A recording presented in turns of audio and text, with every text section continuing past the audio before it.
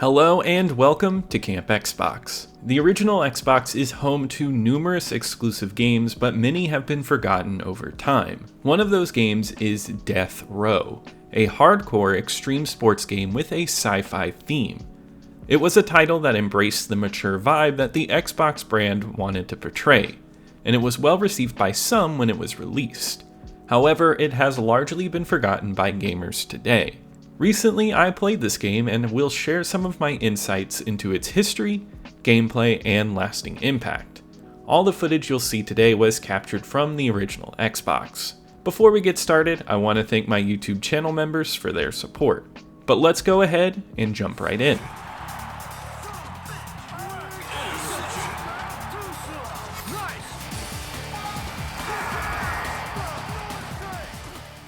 In 1998, a group of friends in Sweden founded South End Interactive as a side project.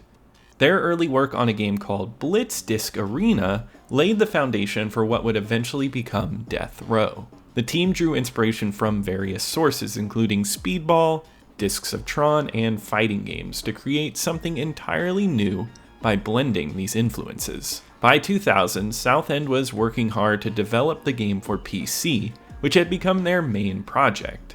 They soon received development kits for the Xbox and decided to switch gears. They ultimately decided that the Xbox was the platform where they wanted their game to be released. The Xbox console played a pivotal role in the development of Deathrow, allowing the team to incorporate advanced graphics techniques like specular lighting and bump reflection mapping. In an interview with Team Xbox, animator Rodrigo C. highlighted the benefit of the console's hard drive, which allowed for streaming sound. He mentioned that they were able to stream more sound than the Xbox had in memory. The game had a noticeably darker tone in old screenshots, but became even more edgy during its development.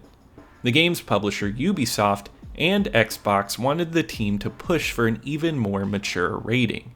Xbox aimed to be the adult console in the market and wanted to provide a more mature gaming experience.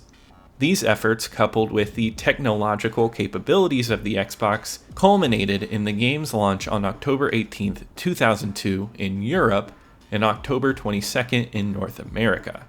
This game was exclusively released only on the original Xbox. Personally, I played this game around 2005 when I rented it from Gamefly after hearing good things about it. I fell in love with this game and played it for hours on end. I picked it up a while ago, and it's a game I go back to sometimes just to have a good little bit of fun. However, I recently took a deep dive into it, beat it, and unlocked more features than I ever have before. And let me tell you how my experience went.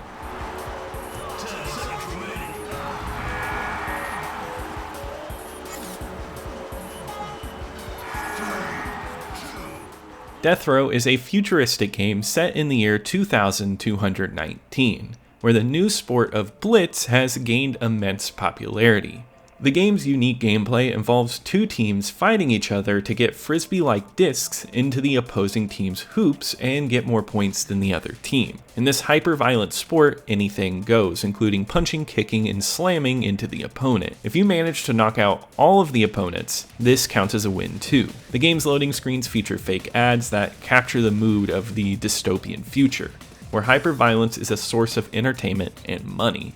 The setting is tongue-in-cheek, but the game manages to flesh it out without a proper plot. The game modes here include single-player, tutorial, system link play, and conquest mode. The conquest mode is the primary game mode where you can select from a wide variety of teams with unique and eccentric characteristics. These teams range from police enforcers to ninjas and even murderous mutants.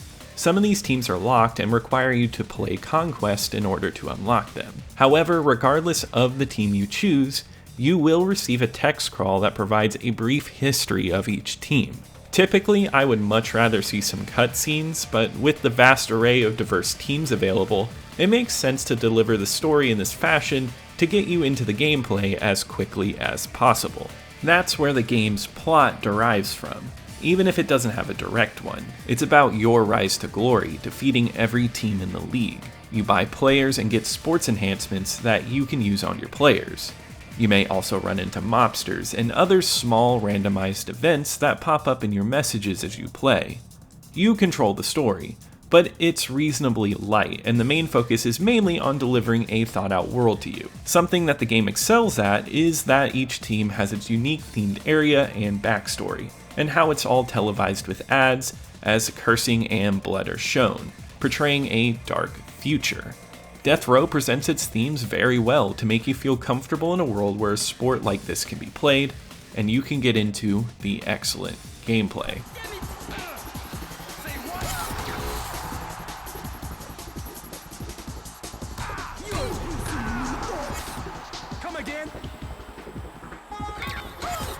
Deathrow may seem simple at first, with mechanics reminiscent of a sports game. The objective is to take the frisbee to your opponent's side and shoot it into a hoop to score points, over 4 rounds. However, the game's depth is surprisingly profound. Each team has numerous stats to consider, such as fighting strength, catching ability, and teamwork capacity. These abilities are altered according to the player lineup and team personality, which influences their behavior on the field. For instance, the Convicts, the team I played with the most, are aggressive but lack team playing skills, meaning they can fight effectively, but they may be selfish when it comes to passing the disc. To manage a game effectively, you must understand these strengths. At any time, you have the option to play defensively or aggressively by using the D-pad. This feature is crucial in progressing in the league and facing increasingly challenging opponents. The game may seem complicated, but elements such as these make it a fleshed out and tactical futuristic sports game, appealing to those who may not be fans of traditional sports titles. The controls of the game are easy to manage. You can pass the frisbee to other players by pressing A, you can throw it towards the hoop by pressing B, jump by pressing Y, and dodge roll with X, when you have the frisbee in hand. If you don't have the frisbee, the A and B buttons will become a punch and kick to take down the opposing team. The disc handling is very responsive, and the camera moves seamlessly to the receiving player on a pass, making it easy to throw the frisbee right after you receive it. However, the fighting mechanics are more complicated to pin down. Since everyone is always running around, it's always harder to land a hit since the animations can be slow. This always depends on your team's speed stat and if you can get ahead of them. Knocking out everyone is not an effective strategy, and it's better to use it to make a goalkeeper go down to get easier hoops in. Usually, if you spend time fighting one player instead of focusing on the disc, the focus is shifted too hard to keep control of the arena. I think this works with the game's rule set, and it's an excellent implementation of having the option to fight, but it not being the viable option to win games. You must actually play the game while maintaining your attack on the opposing team. The actual gameplay of this game is fast-paced and hectic. The arenas are relatively small, which means that you must always be on the move without any moments of downtime. As a result, you are always either defending or attacking. Goals can be scored quickly and multiple times in a row. It can be an extremely tough battle if the enemy team gains momentum and scores those numerous goals in a row. The gameplay is pure competition, and it's incredibly satisfying when you are winning. However, winning can be a struggle and requires great skill. Everything in this game plays smoothly, and the tension is so high that it creates an addictive experience that's hard to put down. I found myself playing game after game, trying to make it to the top of the league. One of the biggest challenges you will face when playing this game is controlling the camera. There are two types of views to choose from, a sports view and an action view. The sports view is more traditional and has a pulled out camera, so you won't have to manage the camera at all, but this mode is not as exciting. It also makes it a little harder to track the landing spot of your frisbee. On the other hand, the action view is my preferred option because it provides you a great guide to show you where the frisbee will go when you throw it. However, if you're not used to this view, it will feel awkward initially, and you might find it challenging to keep track of where the frisbee is at on the field.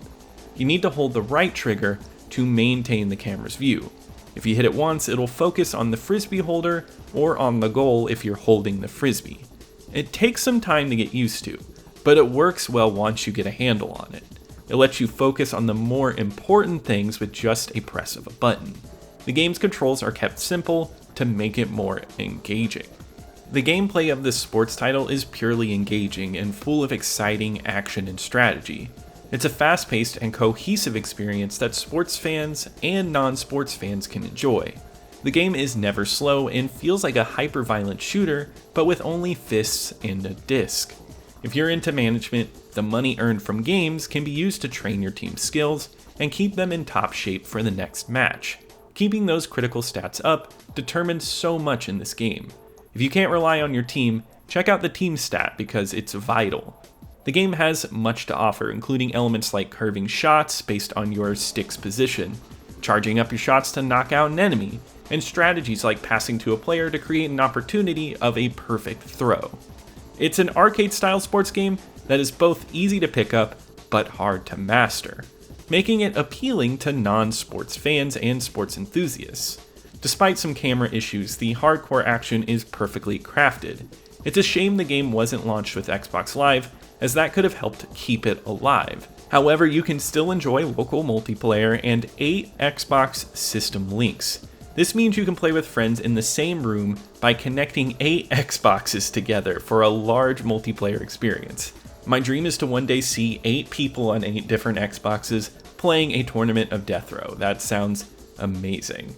And honestly, if you find other people to play this game with you, it's going to be a blast and increases the quality of this game.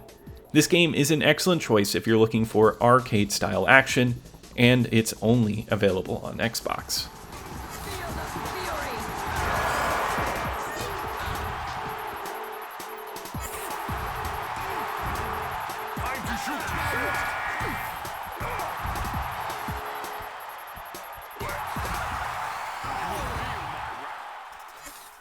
Deathrow is a game that portrays a hyper-violent world in a well-designed manner. The game's aesthetics are heavily influenced by sci-fi and environments are cast in shadows, creating a dark and edgy style that suits the era that this game was made in. The designs of the levels are also dark, which adds to the game's overall atmosphere. Even small details such as the variety of characters you can choose from makes this game visually interesting.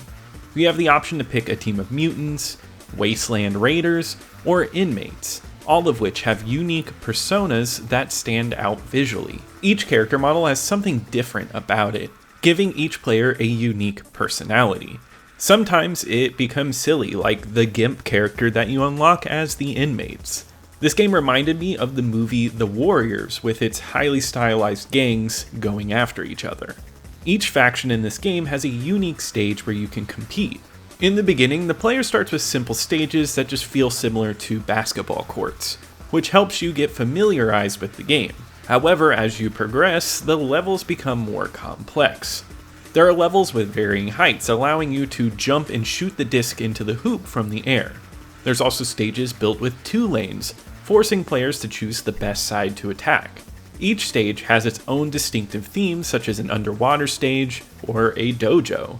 These unique and creative stages give you a reason to keep playing and see how the game keeps changing its format as you go on. The game may not have large areas to explore, but it compensates for that by paying attention to the details. The character models are impressive for the time, with each character exhibiting a wide range of emotions and constant facial movements. The animations for dodge rolls and throws are fluid. The team focused on each character's individual qualities to create a solid-looking Xbox game with one of my favorite art designs of 2002 on the console. It's a great example of good early Xbox graphics.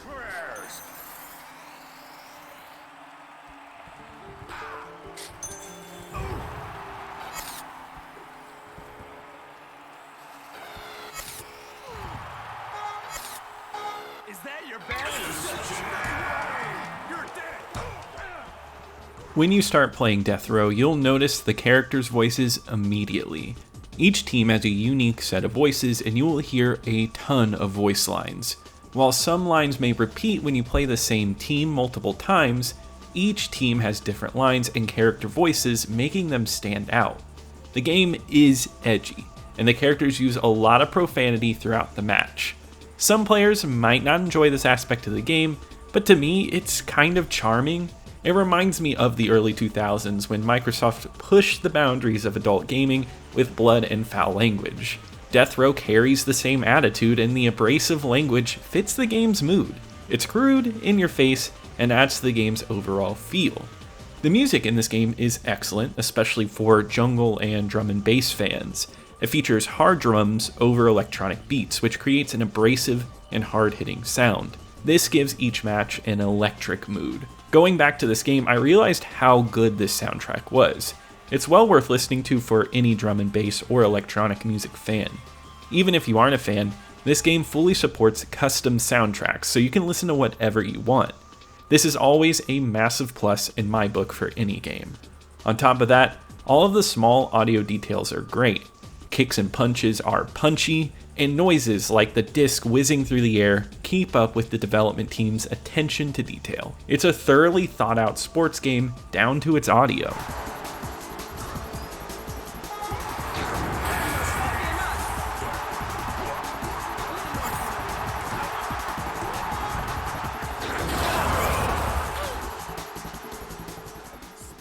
Deathrow is a unique and entertaining game that still holds value over 20 years after its release.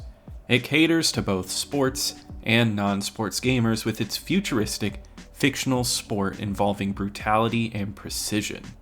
The game's attention to detail makes it an exciting combination of strategy, fighting, and sports games. Although it lacks a story to follow, the game provides a thrilling experience by challenging you to face enemy teams, play with friends, and unlock new items. The game's unique graphics and sound design give it a personality that stands out on the console, making it a great exclusive for the original Xbox. Deathrow is a fast-paced and enjoyable experience that's easy to learn and very hard to put down. I think this game is extremely entertaining and is an underrated classic. On my ranking list, Deathrow goes in at number 4 out of the 78 games I've covered. It was a tough competition where I was going to put this in my top 10, but I'd say Deathrow has a higher replayability factor than Ultimate Spider-Man. But Tony Hawk's Underground is a game that is almost at the pinnacle of its series and is an amazingly replayable experience.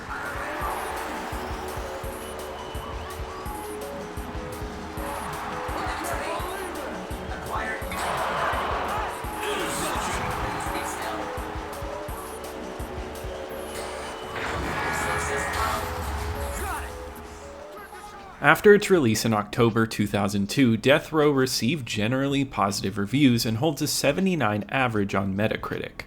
Some outlets were particularly fond of it, with IGN awarding it a 9.3. And I love the quote that Metacritic uses here of, "I'm hooked, and I won't stop playing for a long, long time." What is Deathrow?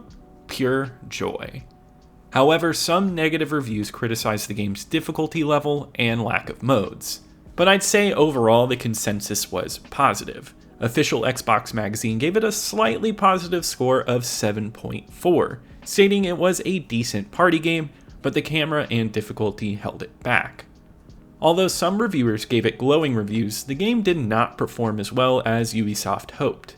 Despite South End Studios' desire to create a sequel with Xbox Live support, this plan was never pushed forward. South End continued to develop games for various developers over the years, many of which became Xbox Live Arcade classics such as Commanders, Attack of Genos, and Ilo Milo. In 2013, they broke away from their parent company and they became fully independent.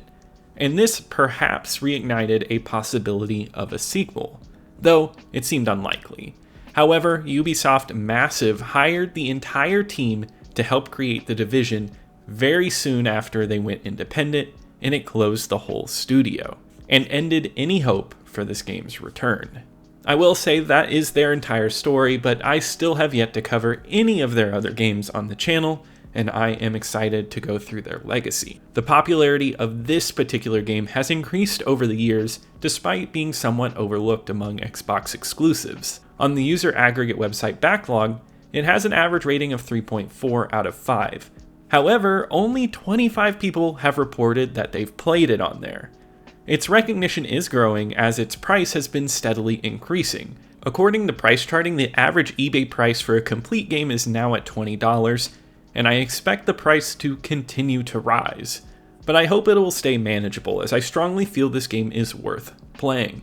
And I hope it doesn't get forgotten to time. But that does wrap it up for today. If you have memories with Deathrow, or if you're just interested in it, be sure to leave a comment below. I would love to hear from you. Also, subscribe to keep up with the retro Xbox content, like if you enjoyed the video, and I want to give a shout out to my YouTube channel members. Thank you so much for your support, but I'll see you here next time at Camp Xbox.